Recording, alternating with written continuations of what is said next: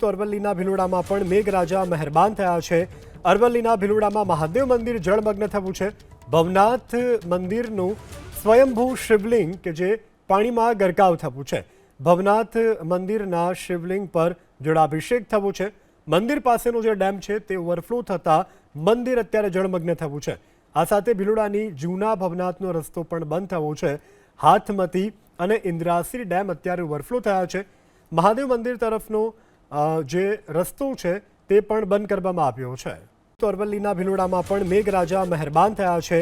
અરવલ્લીના ભિલોડામાં મહાદેવ મંદિર જળમગ્ન થયું છે। ભવનાથ મંદિરનું સ્વયંભૂ શિવલિંગ કે જે પાણીમાં ગરકાવ થયું છે।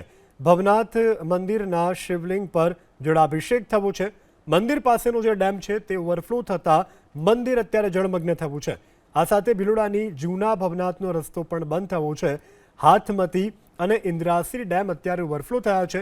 મહાદેવ મંદિર તરફનો જે રસ્તો છે તે પણ બંધ કરવામાં આવ્યો છે।